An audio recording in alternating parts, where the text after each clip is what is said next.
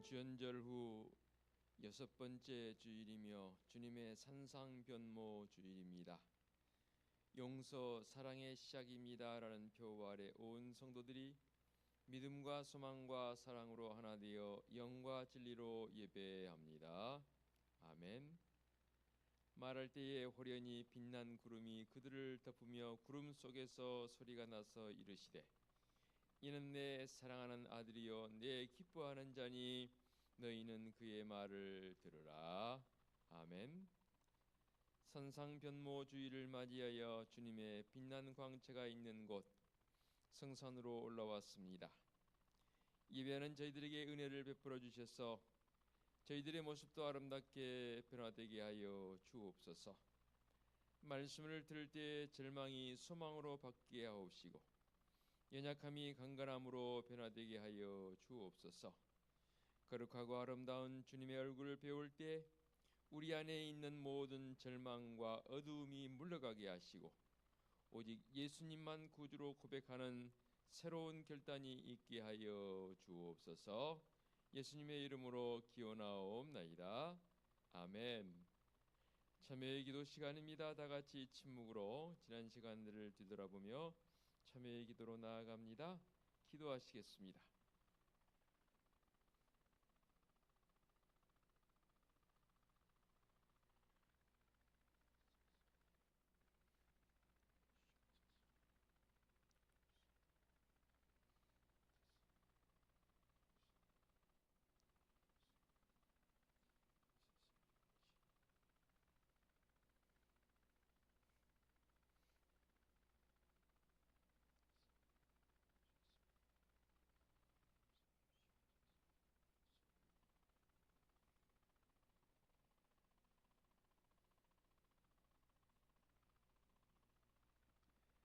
사함의 박신입니다. 그가 나를 사랑한즉 내가 그를 건지리라. 그가 내 이름을 안즉 내가 그를 높이리라. 내가 그를 장수하게 함으로 그를 만족하며 나의 구원을 그에게 보이리라. 아멘.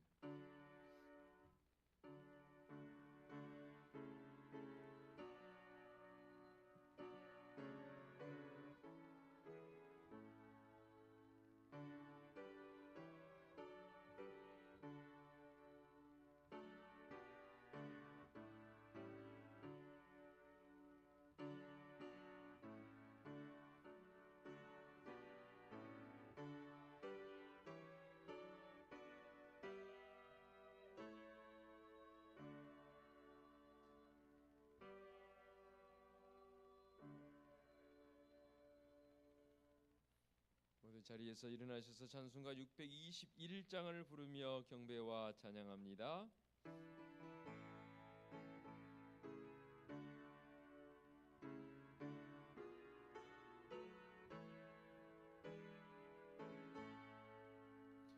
찬양하라 내 영혼아, 찬양하라 내 영혼아, 온 마음과 정성 다하여 주 찬양하라.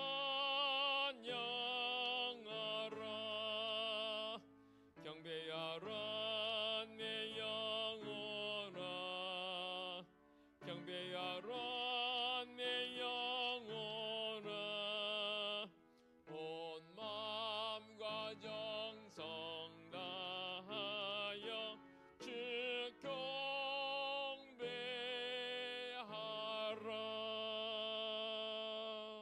아멘. 성시 교독합니다. 복 있는 사람은 악인의 꾀를 따르지 아니하며 죄인의 길에 서지 아니하며 오만한 자들의 자리에 앉지 아니하고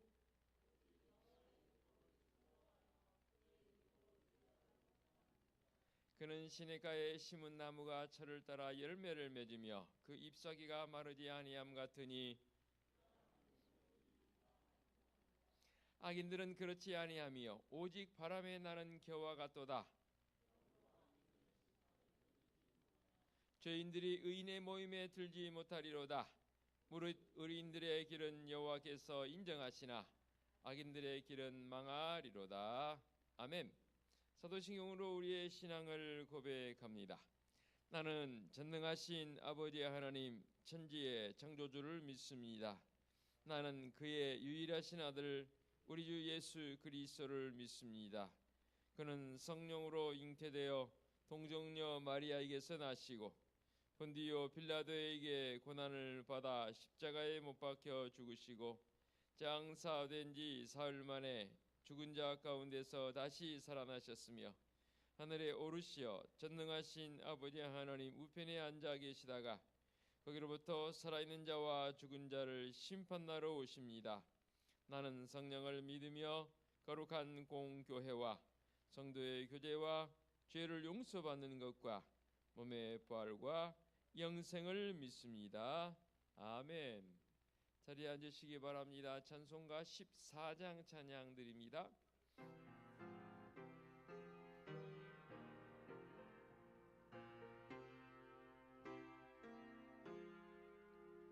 주리 하나님 하늘에 계시니 온천하 만민 주 앞에 찬송하네. 이 천지 만물도 주 앞에 엎드려 그 거룩하신 이름을 늘 높이네.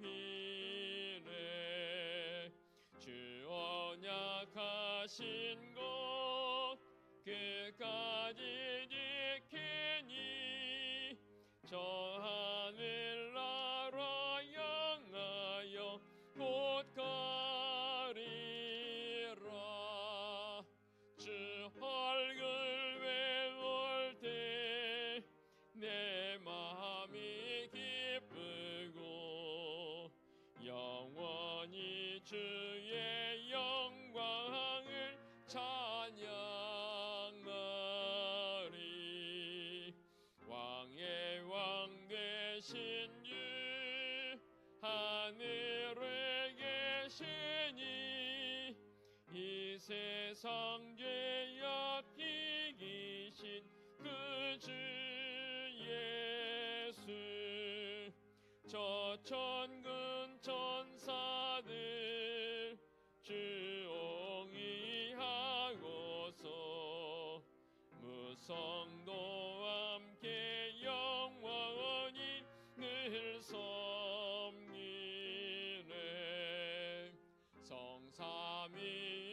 성삼위일체께 승리한 우리들 다 기쁜 소리 높여서 감사드려. 창조주 하나님 내 주님 되시니 주 앞에 나도 엎드려 경배하네.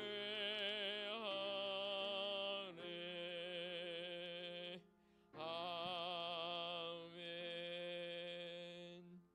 김옥희 권사님 기도 인도하시겠습니다.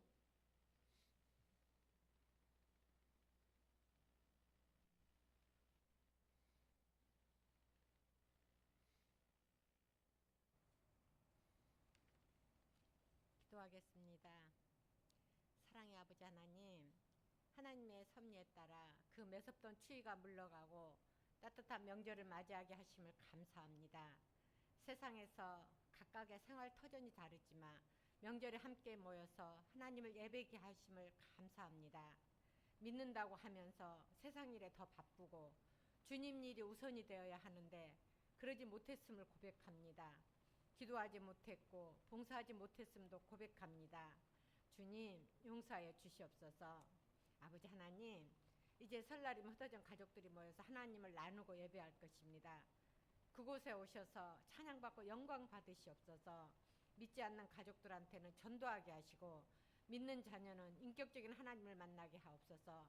그래서 가슴 깊이 주님 주시는 기쁨을 누리게 하시고 예수님의 향기가 흘러넘치는 명절 되게 하여 주시옵소서. 즐거운 명절에도 소외되는 믿음의 가족들도 있을 것입니다. 아버지 하나님, 그들한테도 찾아가셔서 위로해 주실 줄 믿습니다. 우리는 그들을 위해 잊지 않고 기도하고 나누는 성도들 되게 하여 주시옵소서. 몸이 많이 아파서 성전에 나오지 못한 성도들, 어느 곳에서 예배드리든 하나님 영광 받으실 줄 믿습니다. 이국 땅에 일하러 와서 명절에 또한 소외되는 외국인들한테도 동일한 은혜를 주시고 하나님의 사랑을 알게 되는 명절 되게 하여 주시옵소서. 더욱 하나님을 사랑하고 가족을 사랑하고 이웃을 사랑하는 우리 성도들 되게 하여 주시옵소서. 우리 성전을 위해 안팎으로 애쓰시는 박준범 목사님도 주님 기억하셔서 더더욱 건강하게 하시고 사모님과 가족들한테도 많은 축복 주실 줄 믿습니다. 목사님을 통해 하나님의 말씀을 들을 때 우리는 더 많은 은혜를 받습니다. 돕는 손길도 많아지게 하여 주시옵소서. 그냥 썬데이 크리스찬으로 종교인으로 살지 않고 진정한 신앙인으로 살아가도록 저희를 인도하시는 목사님께 더 많은 능력을 허락하여 주시옵소서. 빈자리가 가득 차지고 찬양의 울림이 더 커지는 부흥되는 은혜숲교회 되게 하여 주시옵소서. 학생들을 가르치고 인도하는 선생님들과 교회 안팎을 관리하고 청소하시는 봉사의 손길과 만나를 준비하는 여전도 회원들한테도 주님께서 축복하여 주실 줄 믿습니다. 찬양으로 하늘문을 여는 찬양대와 차량을 관리하고 기쁨으로 성도를 맞이하는 안내하시는 분들한테도 주님의 은혜가 가득하게 하여 주시옵소서. 기쁜 명절에 주님의 은혜를 더더욱 사모하는 은혜숲 성도들 되게 하여 주실 줄 믿습니다. 예배하는 우리의 마음 주장하셔서 진심으로 예배드리게 하여 주실 줄 믿사오며 예수님의 이름으로 기도합니다. 아멘.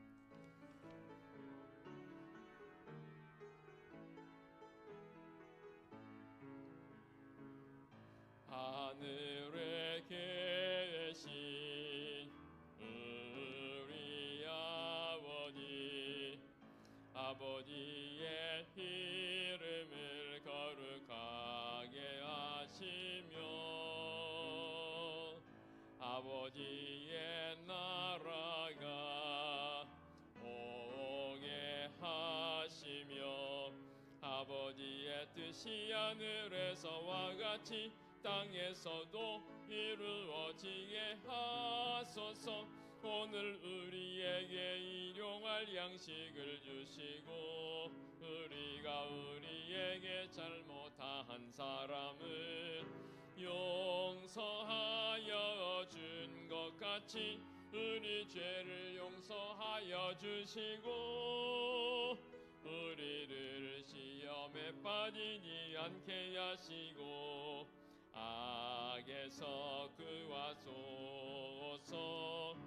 나라와 권능과 영광이 영원히 아버지의 것입니다.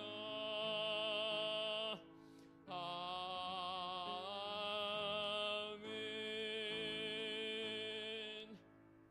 교회 소식 전하겠습니다. 주보를 보시기 바랍니다. 2월 소망의 달을 보내고 있습니다. 오는 18일 수요일부터 사순절이 시작되어집니다.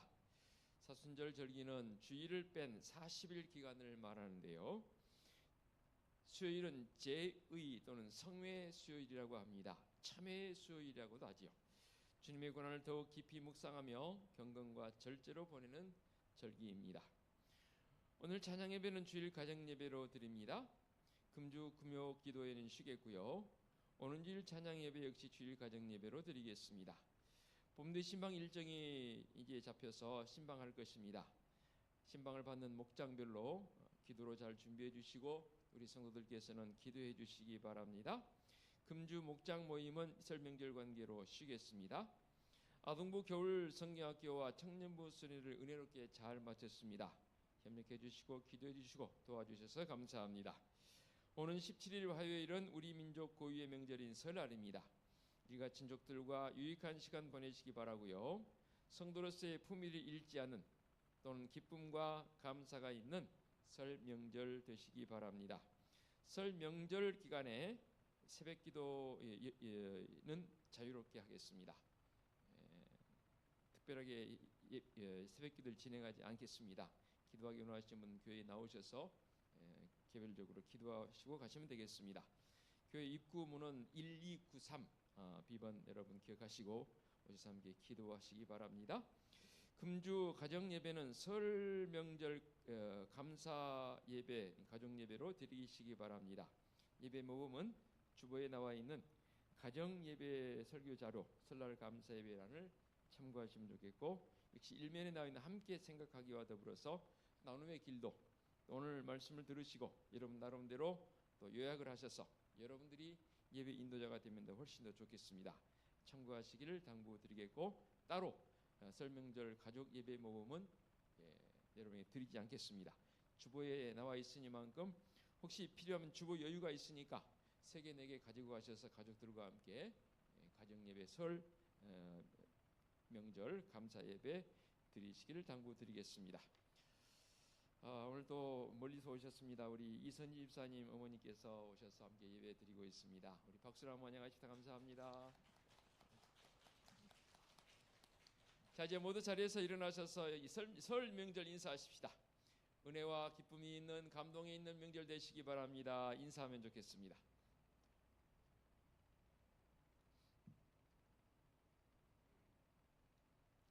아무도 오늘 예배 마치고 또 고향으로 멀리 원근각지로 흩어질 성도들이 있을 것 같은데요, 안전운행 하시길 당부드리겠습니다. 절대로 안전운행 하시기를 부탁드리겠습니다. 한 주간도 명절을 맞이해서 기쁨이 있고 은혜가 있는 귀한 역사를 이루어가시기를 당부드리면서 봉헌찬송 633장 부르시면서 예물을 봉헌하겠습니다. 나의 하나님 받으소서. 주께 드리는 이 예물을 소리 높여 감사로 주께 드리네. 아멘. 자리에 앉으시기 바랍니다.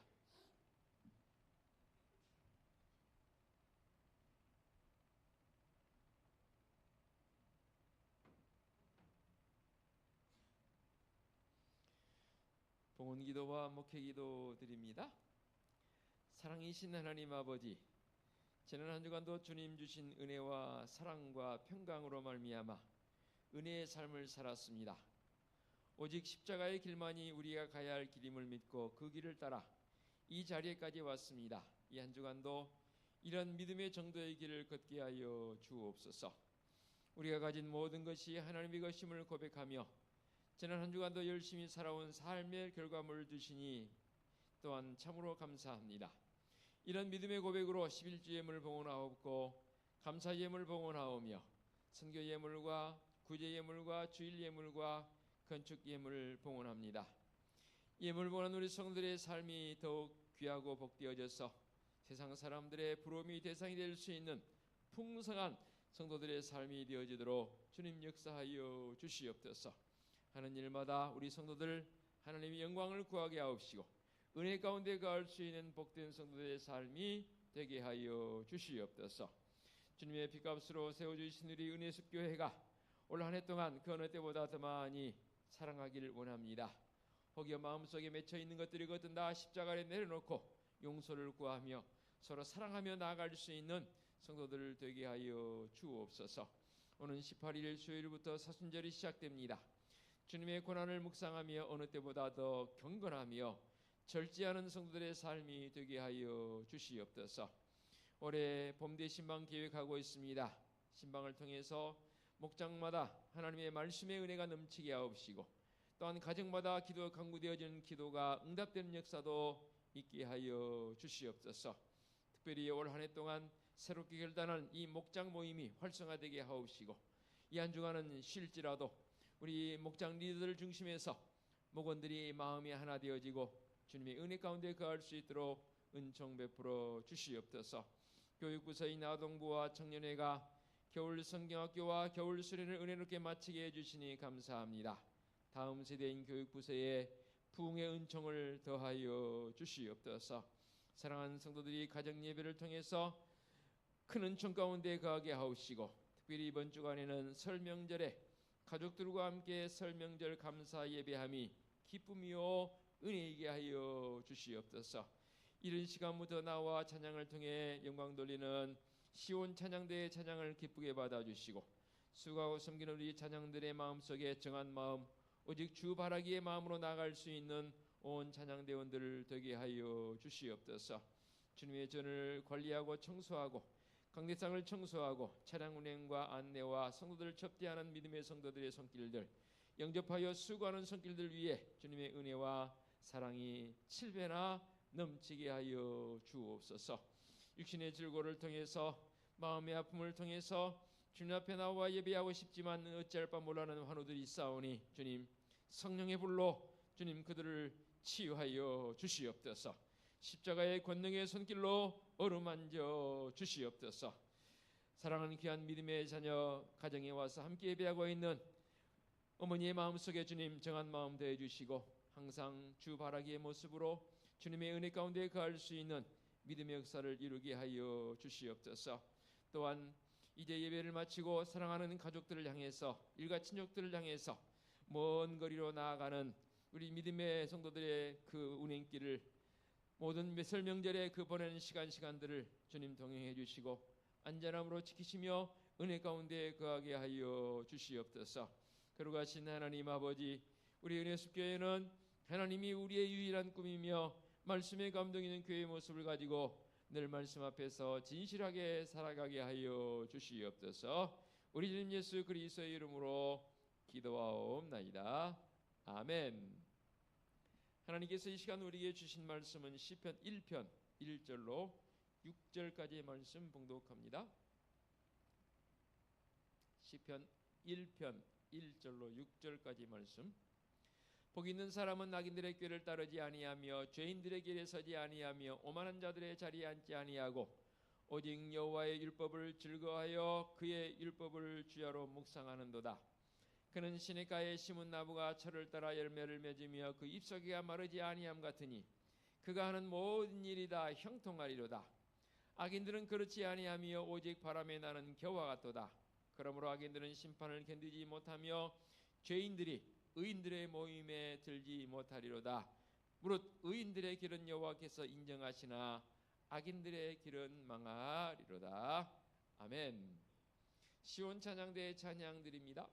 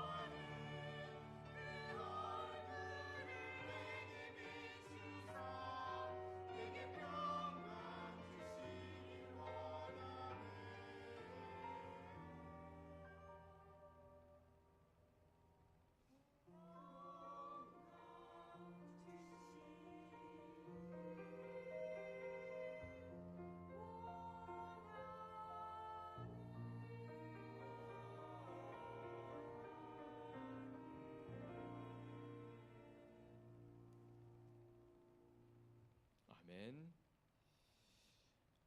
아론의 축복을 통해서 이 땅에 하나님의 백성으로 은혜 받은 자로 복 받은 자로 살기를 갈망합니다. 이 찬양 귀하게 우리 하나님께 드린 바 되어진 줄로 믿습니다.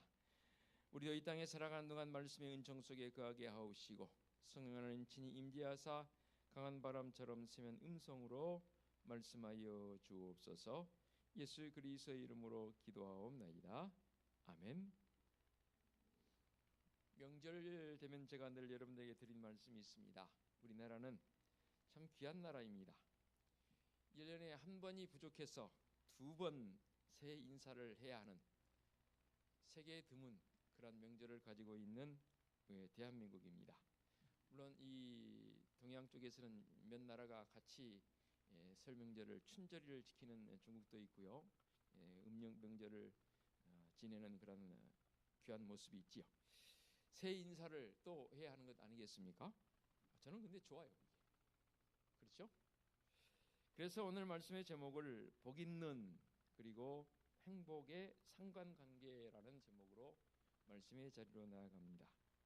설 명절 가정 예배도 감사 예배도 오늘 본문을 정했고요. 주보에 예고되어진 것처럼 광고되어진 것처럼 잘 이용하셔서 가족별로 설 명절 감사 예배 잘 드리시기 바랍니다. 인간은 누구나 행복을 추구하지요. 여러분은 어떨 때 행복하십니까? 여러분 물어봤습니다. 아마도 제가 부임해서 이 시편 1편 가지고 설교한 게 제 기억에는 주일날에 지금 3번째로 하고 있습니다. 제 기억에는.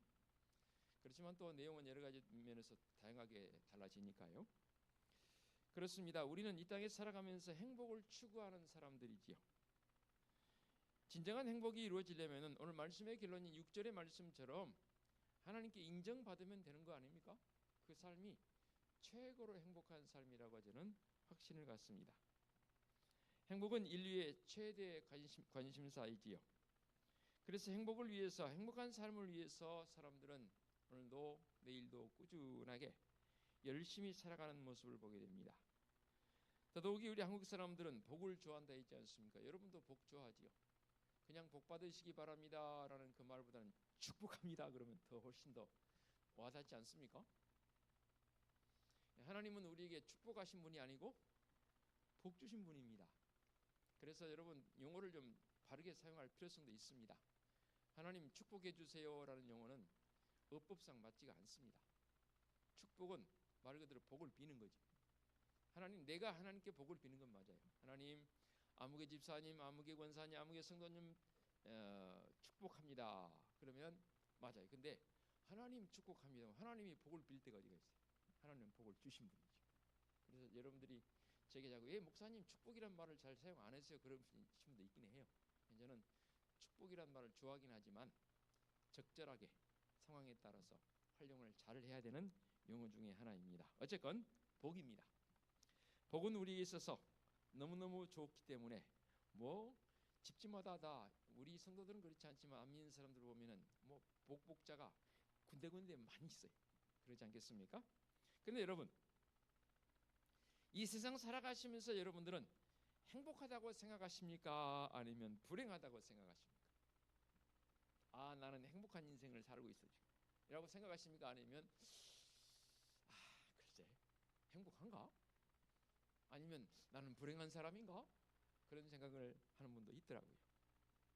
그래서 사람들은 소위 말해서 이름 난 사람들이 여러 가지 이 행복에 대해서 주장해 놓은 것들이 참 많더라고요. 뭐 예를 들면 이런 것들이죠. 행복은 최고의 선이다. 그렇게 주장하는 사람도 있고요.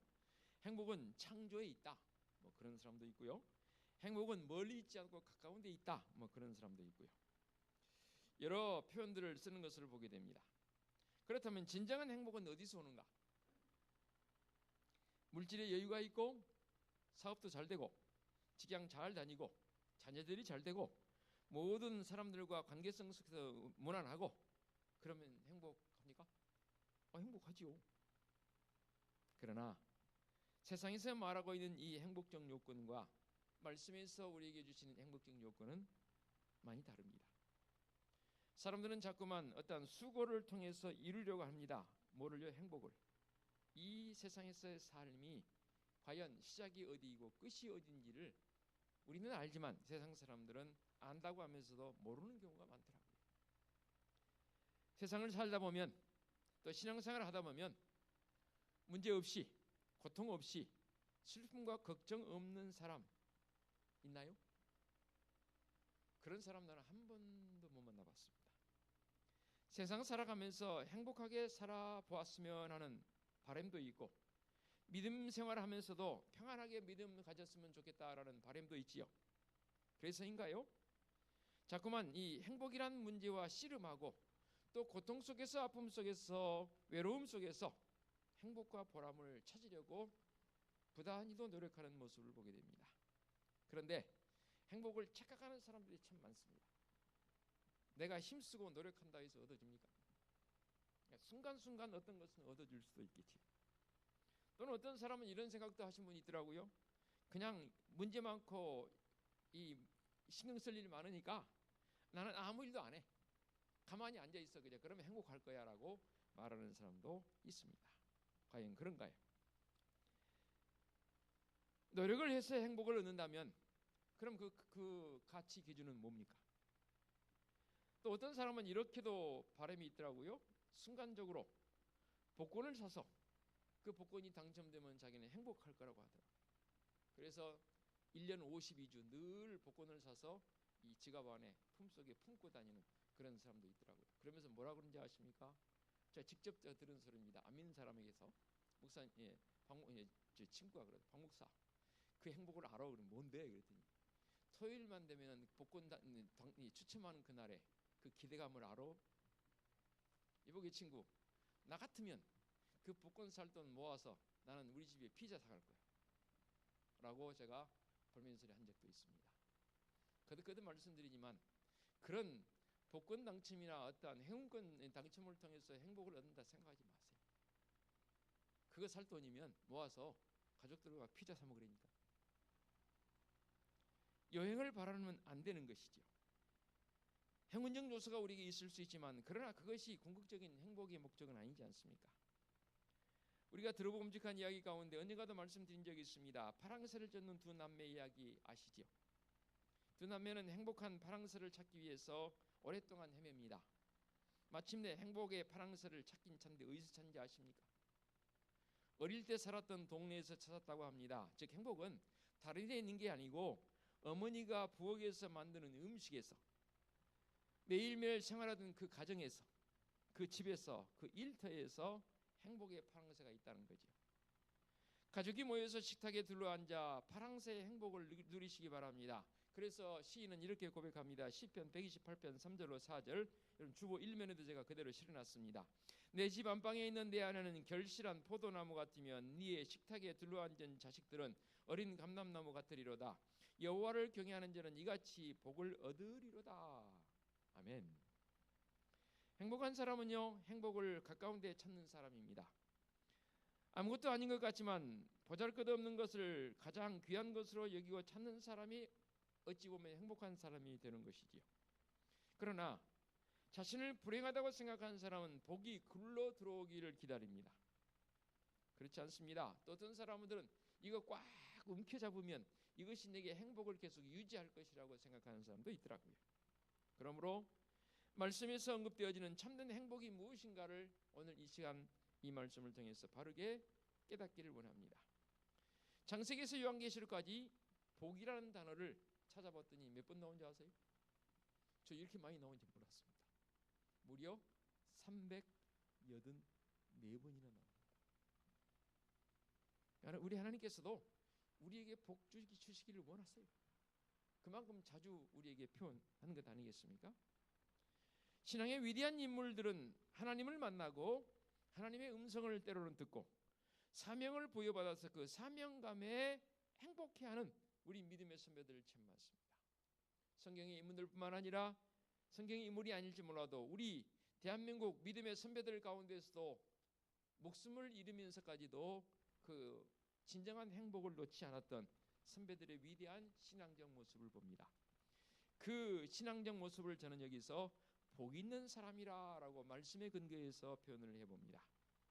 복 있는 사람이라는 것은 무슨 뜻이냐면 아슈레라는 이 복이라는 단어가 이런 뜻이 있더라고요. 똑바로 걷다, 정직하게 살다, 계속해서 나아가다라는 뜻을 가진 이 아사르라는 단어에서 파생이 되어져서 복이라는 단어가 만들어졌습니다. 즉 하나님께서 원하는 길을 벗어나지 않고 나아가는 것, 순종하는 것, 또 그 길로 행하는 자에게는 인생에 필요한 모든 것을 하나님께서 허락해 주시는 것, 이게 바로 진정한 의미에서 복 있는 사람입니다. 그러므로 인간의 진정한 행복이 무엇이겠습니까? 바로 스스로 노력해서 얻는 것이 아니고 하나님께서 주신 선물이요 약속을 믿고 순종할 때 이루어지는 결실이 바로 복입니다. 그러므로 하나님을 떠나서는 참된 복을 얻을 수 없고 주어지지도 않지요. 다시 정리해 봅니다. 행복이란 정직인데 그 정직은 오직 하나님만 바라보고 걷는 걸음입니다. 좀 전에 말씀드렸지요. 똑바로 걷다, 정직하게 살다, 계속해서 나아간다는 이 말에서 파생됐다 했지 않습니까? 그래서 우리 이런 찬양도 했죠. 똑바로 걷고 싶어요 주님이란 찬양도 했지 않습니까? 똑바로 걷는다는 건 오직 주님 바라보고 주님을 향해 나아가는 그 걸음. 그렇게 행복해 하는 나를 하나님께서 보시고 인정해 주십니다. 누구로 인정해 주십니까? 복 있는 자로, 정직한 자로, 의인으로 인정해 주신다 그 말입니다. 그러므로 복 있는 사람을 의인이라 불러도 저는 된다고 봅니다. 다시 한번 언급합니다. 복이라는 이 말은 염려와 걱정, 노고와 죽음이 없는 초월적 생의 행복, 이렇게 좀 어렵게 뜻을 풀이해 놨더라고요. 무슨 말이냐면 이 세상에서 고생과 노고를 초월해 있는 신들의 행복한 상태를 진정한 복이다라고 헬라어적 관점에서는 그렇게 번역을 했어요. 즉 신들의 행복한 이 실존에 참여하는 나, 이것도 말이 어렵습니다. 함께 나누는 나. 참된 행복은 하나님 나라의 참여를 통해서 오는 독특한 즐거움이나 행복, 이게 참된 행복이다라는 헬라어적 정의입니다. 그러면 어떻게 해야 진정한 복을 누릴 수 있을까요? 오늘 1절 말씀에서 세 가지로 표현을 했습니다.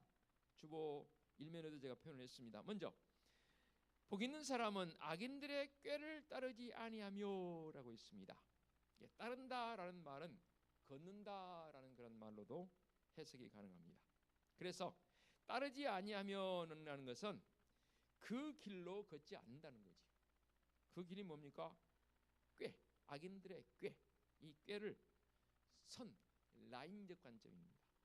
선을 넘지 아니하며, 악인들이 추구하고 악인들이 원하는 그 선을 넘지 않는 게 바로 복 있는 사람입니다. 반대로 말하면 혹여 악인들의 꼬임에 빠져서 악인들의 어떠한 이끌림에 의해서 그 길을 가던 사람이라면 그 선을 넘어와야 됩니다. 그래서 이 꾀라는 말이 라인적, 선적 관점이 되겠습니다. 이 악인들의 선을 넘어와야 하고, 아니면 악인들이 정해놓고 끌고 가는 그 선을 넘어가서는 안 되는 거고, 두 가지 다 해당되어집니다. 왜냐하면 왜 저렇게 해석을 했냐면 우리에겐 죄성이 있기 때문에 언제라도 악인들의 꾀에 빠질 가능성이 많습니다. 그리고 악인들의 이끌림에 따라갈 가능성이 많습니다. 그렇다면 그런 인생이라면 빨리 깨닫고 그 악인들이 이끄는 그 선을 넘어와야 합니다. 그런데 오늘 말씀에서 복 있는 사람은 악인들의 꾀를 따르지 아니하며 그랬습니다. 악인들의 그 꼬임에, 악인들의 이끌림에 결코 선을 넘어서 거기로 가담하지 않는 것, 이게 바로 악인들의 꾀를 따르지 아니하며라고 표현을 썼습니다. 나의 생각, 우리들의 생각, 욕심, 악인들의 잔재주를 따라가서는 안 되는 것이죠. 결코 선을 넘어서 거기로 동참해서는 안 되는 게 바로 악인들의 꾀를 따르지 아니하며이고요. 두 번째로는 죄인들의 길에 서지 아니하며라고 있습니다. 죄는 여러분들에게 정말로 제가 말씀 많이 드렸습니다. 이 죄는 관역을 벗어나는 게 죄입니다. 관역이 뭡니까? 우리 인생의 이제 하나님이라는 관역을 향해서 시위를 당겼을 때 그 날아가는 그 화살, 이게 화살이 하나님이란 관역에 정확하게 가서 탁 꽂혀야, 그것도 우리나라 양궁 선수들이 세계 1위지 않습니까? 10점, 그것도 옛날에는 그 가운데 카메라가 있었어요. 카메라를 깨버릴 정도로 정교하게 가서 탁 중앙에 맞히는 그 기술력, 굉장한 실력이죠. 그처럼 관역에 가서 탁 박히는 거, 이게 바로 박히지 않고 벗어나 버리는 거, 이게 하마르티아라는 원어를 씁니다. 근데 영문에서는 뭐라고 번역을 했냐면 죄인들의 길에 서지 아니하며, 선다는 그야말로 스탠드입니다. 서지 아니하며, 죄인들의 길에 서지 않는 것은 관역을 벗어난 길에서 서지 않는 것, 벗어나지 않는 것을 말하는 거 아니겠습니까? 반대로 제대로 관역에 가서 확 박히는 삶, 그것은 의인의 삶이 되겠죠. 죄인의 반대말은 의인이니까. 그렇게 죄인들의 길에 서지 아니하며라는 표현이 있었고요. 세 번째로는 오만한 자들의 자리에 앉지 아니하고라고 했습니다. 앉는다는 것 익히 잘 알고 있습니다. 어떤 자리에 앉는 것을 말하지요. 그래서 자리에 앉지 아니하고, 이 오만이 뭔지 아십니까? 조롱하는 것, 비웃는 것을 오만이라고 말합니다. 그럼 오만한 자의 자리란 뭐냐? 내가 이제 내 마음대로 할 거야. 내가 가지고 있는 이 소원을 내가 이루어갈 거야. 그러니까 내가 한번 이루어 볼 거야. 우리 아이들 키우다 보면 아장아장 걷기 시작할 때 넘어질까봐 부모들이 막 노심초사 잡아주려고 그러면 아니야, 나 혼자 갈 거야. 내가 걸어갈 거야. 손을 뿌리치는 아이들의 모습 우리 경험에서 익히 알고 있습니다. 그런 거예요. 우리 하나님께서는 우리 인생을 굽어 살피셔서 언제라도 함께 해주시고 우리의 손길을 잡아서 이끌어 주시기를 원하시는데, 우리는 그 하나님의 손길을 뿌리치는 경우가 있습니다. 직접적인 뿌리침은 아닐지 몰라도 하나님의 손길 대신에 어떠한 세상의 다른 손길을 잡고 가려고 하는 그런 모습, 이게 여기서 말하고 있는 오만입니다. 내가 이루어보기 위해서 이렇게 노력해보고 저렇게 노력해보고, 내가 이 사람한테 가서 도움을 요청하고 저 사람에게 도움을 요청하고 그에게 가서 물어봐야지, 내 인생 선배니까 그가 내가 하는 일보다 먼저 이뤘으니까 가서 한번 물어봐야지 하는 그런 마음들, 그게 엄밀히 말하면 여기서 오만한 자의 자리라는 거죠. 조롱하는 겁니다. 뭘 조롱합니까? 하나님께서 내 삶을 인도해 가신다는 것, 그 사실을 조롱하고 비웃고 내가 내 삶을 한번 살아보겠다는 그 사람은 결코 복 있는 사람의 자리에 앉을 수 없습니다. 앉아지지도 않고요. 그런데 이렇게 세 가지적 관점, 정말로 하나님께서 우리에게 주신 이 1편의 1절의 말씀처럼 주신 그 악인들의 꾀를 따르지 아니하고 죄인들의 길에 서지 아니하고 오만한 자들의 자리에 앉지 아니하려면 반드시 있어야 할 실력이 있어야 합니다. 그냥 되어진 게 아니더라는 거죠. 모든 이 땅에 사는 사람들은 실력이 있어야 합니다. 실력이 있는 사람에게는 사람들이 함부로 하지 못해요. 뭐 가방끈이 길다 짧다, 인생의 연륜이 길다 짧다 이런 거 말고요. 어떤 분야건 실력 있는 사람 앞에 사람들은 다 고개를 숙입니다. 한번 묻고 싶어요. 여러분들은 신앙의 실력이 있으십니까? 실력이 없다면 이제라도 키워야 합니다. 그 실력을 뭐라고 여기 표현을 썼냐면 2절 볼까요? 오직 여호와의 율법을 즐거워하며 그의 율법을 주야로 묵상하는도다. 율법이 뭡니까? 오늘은 토라라고 말하고 또는 영문적으로는 캐논이라고 말하기도 합니다. 오늘날로 말한다면 성경이 바로 율법이죠. 하나님의 말씀이죠. 그 율법을 즐거워한다라고 표현을 썼습니다. 여러분, 여기서 즐거워하는 게 과연 뭐라고 여러분들 생각하십니까? 무엇이 과연 즐거움일까요? 2절에 언급된 이 즐거움은 이렇게 해석이 되어집니다. 기뻐하는 이유가 있는데 그 기뻐하는 이유에 온 마음을 다 쏟아 부어서 즐거워하는 것, 기뻐하는 것, 이걸 여기서 원어적 관점에서의 즐거워하는 것이다라고 그렇게 해석이 되어 있습니다.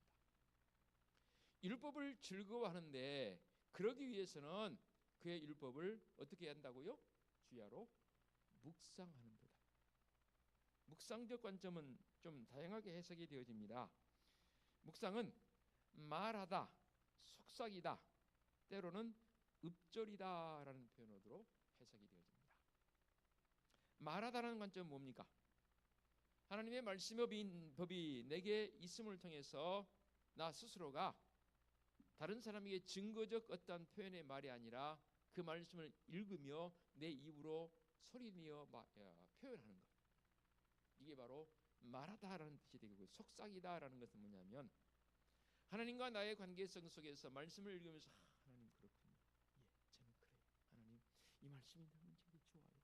말씀하심을 내가 다시 한번 되새기면서, 여러분들 그거 잘 하시다면 콧노래 잘 부르시더만. 콧노래는 어떨 때 나옵니까? 즐거울 때, 또 어떤 때에 콧노래 하십니까? 기분 좋을 때 혼자, 누구 들으라고 한 게 아니잖아요. 혼자 콧노래 하잖아요. 네, 그런 관점에서 여기서 말씀하고 있는 묵상입니다. 읍절이라는 것도 역시 조금 전에 말씀드린 말하다는 표현과 같은 문맥입니다. 시편에서 읍절이라는 표현이 나오지 않습니까? 또는 이 묵상하다는 말씀이 이런 뜻도 있습니다. 암송하다라는 뜻도 있습니다. 그래서 하나님의 말씀을 많이 외우는 게 좋지요. 이제 저도 이 나이에 먹어서 하나님 말씀 외우려니까 뒤돌아서면 잊어버립니다. 잘 외워지나요? 안 외워지지요. 그래서 이번 부활절 주일이나 추수감사 때는 성경 암송대회를 한번 해볼까 하는 생각도 해봅니다. 외워지지 않지만 한번 외워서 한번 해보자는 거죠. 사실 저는 이 목양하면서 성경 구절이 암송되어지니 외워지는 것들은 다 좀 더 젊었을 때, 신학교 들어가기 위해서, 또 목사고시 보기 위해서 20대 30대 때 외웠던 성경 구절들, 목사고시를 보거나 신학교 들어가려면 중요 성경 구절들 최소한 100구절 이상씩은 외워야 됩니다. 그래서 그 가운데 구약 10문제, 신약 10문제, 성경 구절이 무작위로 랜덤으로 해서 나옵니다. 이 말씀을 공란해 놓고 성경 구절 몇 절만 나옵니다. 예를 들어 요한복음 3장 16절 쓰세요. 하나님이 세상을 이처럼 그대로 써야 합니다. 근데 그때 외웠던 그 성경 구절들이 지금 잊어지지 않아요. 그래서 사실은 우리 젊은 친구들에게는 성경 구절을 많이 외우는 게 중요합니다. 그래서 과거에 우리 교회학교 다닐 때 아이들 성경 암송 대회 하지 않습니까? 아이들 잘 외워요. 어쩌면 그렇게 잘 외우는지 모르겠어요. 그런데 그 한 번 외우면 끝나지 않습니다. 그 암송 구절은요, 그 아이들에게는 평생. 묵상한다는 말은 이렇게 암송적 관점입니다. 하나님의 말씀이 있는 곳에 주님의 영이 있고 말씀의 능력을 우리는 믿지 않습니까? 그래서 말씀을 우리는 즐거워할 뿐만 아니라 묵상해야 합니다. 이어서 3절에 이렇게 표현하고 있습니다. 그런 복 있는 사람은 시냇가에 심은 나무가 철을 따라 열매를 맺으며 그랬습니다. 여기서 시냇가에 심은 나무는 어떤 생각이 드십니까? 무슨 의미로 해석을 해야 할까요? 복 있는 사람이 하나님의 말씀 안에서 항상 기쁨을 공급받는 상태가 바로 시냇가에 심은 나무입니다. 시냇가에 심겨진 나무는 어떻습니까? 늘 푸르르죠. 왜요? 시냇가에 심겼으니까. 시냇가에는 뭐가 있어요? 물이 있잖아요. 생명의 근간을 이루는 물이 있잖아요. 그래서 우리의 삶의 인생의 여정이 나무라면, 그 나무 복 있는 사람이라면 그는 하나님의 말씀의 시냇가에 심겨 있습니다. 그러니까 수시로 즐거울 때나 기쁠 때나 슬플 때나 외로울 때나 그 말씀이 늘 우리에게 영양분으로 공급이 되어지니까 늘 푸르른 상록수와 같은 성도적 삶이 되는 것이지요. 그리고 철을 따라 열매를 맺는다라고 말씀하고 있네요. 곧 인생의 추수기가 우리에게 있음을 말씀하고 있습니다. 철을 따라. 지금은 계절적으로 겨울입니다. 곧 봄이 올 것입니다. 나무가 추수기에 열매를 맺는 것은 너무나 자연스러운 결과물이지요. 복 있는 사람은 그렇게 성도적 삶을 살아보이면서 하나님께 그렇게 열매 맺는 삶을 허락하신다는 말씀으로 해석이 되어집니다. 이제 완전히 문장이 바뀝니다. 반대적 개념으로 4절부터 악인들은 그렇지 아니하며 오직 바람에 나는 겨와 같도다라고 했습니다. 바람에 나는 교회의 모습 여러분 추수할 때 한번 생각해 보시기 바랍니다. 지금이야 뭐 추수할 수 있는 상황을 직접 경험 못하지만 그래도 최소한 5, 60대 되신 분들은 시골에서 추수할 때 경험해 봤을 것입니다. 저도 시골에서 자랐기 때문에 추수할 때의 광경이 생각이 납니다. 알곡과 결을 분명히 추립니다. 무엇으로 추립니까? 요즘은 기계가 발달해 기계에 넣으면 다 나오지만 과거에는 바람을 일으켜서 알곡은 바람을 일으켜서 거기에 이렇게 날리면 알곡은 아래로 떨어지지만 겨는 다 날아갑니다. 이게 무슨 말씀이냐면 악인들의 종말은 결국 사라질 수밖에 없는 존재라는 거죠.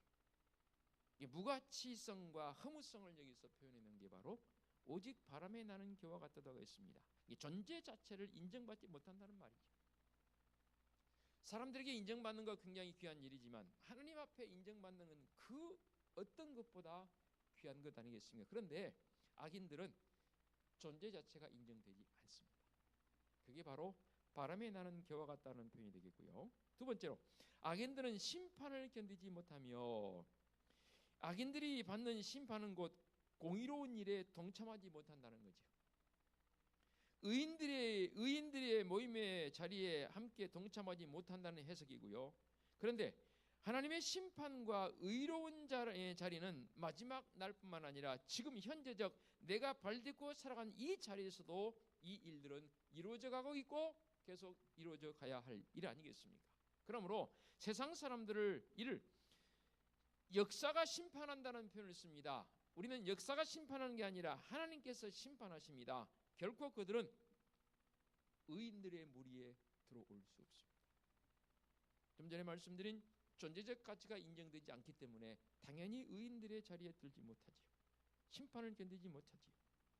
그러면서 그들은 의인들의 모임에 들지 못하리로다라는 표현을 썼습니다. 이 표현 참 귀한 표현입니다. 이렇게 해석이 되어집니다. 의인들의 모임은 어떤 모임일까요? 여러분들은 의인들의 모임에 동참하고 계십니까? 아멘. 뭐 어렵게 생각할 거 없습니다. 하나님의 다스림이 있는 곳, 하나님께서 수집한 모임, 또 하나님께서 마련한 잔치 자리. 요즘으로 말하면 어디 자리입니까? 예배의 자리. 그리고 예배의 자리뿐만 아니라 주님의 이름으로 모이는 자리. 주님의 이름으로 모이는 것에 주님 약속하시지 않습니까? 함께 하시겠다. 그게 바로 여기서 말하고 있는 잔치 자리입니다. 죄인들이 의인들의 모임에 결코 들어오지 못합니다. 이 지금의 잔치 자리, 예배의 자리가 우리가 얼마나 귀한 자리인지 모릅니다. 악인들은 결코 이 자리에 들어오지 못합니다. 들어왔다 할지라도 그들은 견디지 못하고 나가버리더라. 말씀 결론 맺습니다. 6절입니다. 무릇 의인들의 길은 여호와께서 인정하시나 악인들의 길은 망하리로다. 복 있는 사람은 하나님의 백성인 영원한 복과 악인들의 멸망을 대조시켜 놓고 이렇게 표현했습니다. 즉 의인의 복과 악인들의 멸망, 그 기준은 어디에 있습니까? 딱 한마디로 결론 지으면 하나님께서 인정하시느냐.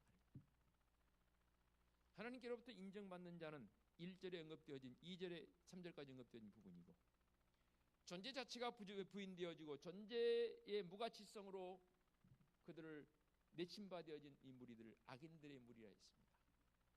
내가 행복해질 수 있는 이유는 딱 한 가지입니다. 서두에 말씀드렸습니다. 그리고 좀 전에 말씀드렸습니다. 하나님께 인정받는 자. 그래서 시인은 무릇 의인들의 길은 여호와께서 어떻게 한다고요? 인정하십니다. 인정받으면 되는 거죠. 기도하겠습니다. 하나님 아버지 감사합니다. 설 명절을 맞이해서 믿음의 성도들 더 행복한 믿음의 명절, 믿음의 인생의 여정을 살아가기를 소망합니다. 그러기 위해서는 결코 악인들의 길을 따르지 않게 하옵소서. 의인들의 길로 나가게 하옵소서. 하나님께 인정받는 성도적 삶이 되게 하옵소서. 예수 그리스도 이름으로 기도하옵나이다. 아멘. 결단 찬송 28장입니다.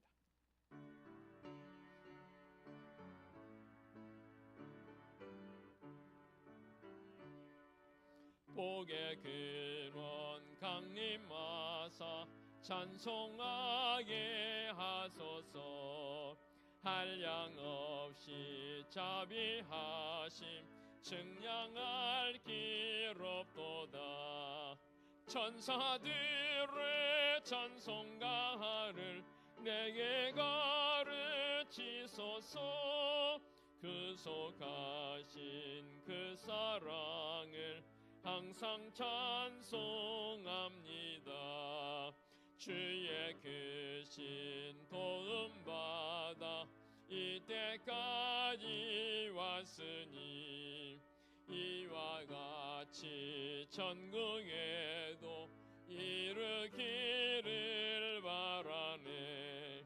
하나님의 품을 떠나 죄에 빠진 우리를 예수 구원하시려고 보혈을 여주셨네. 주의 귀한 은혜 받고 일생 빚진 자 되네.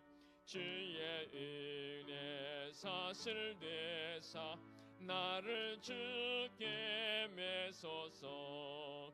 우리 마음은 연약하여 범죄하기 쉬우니 하나님이 받으시고 천국에 넣으시소서.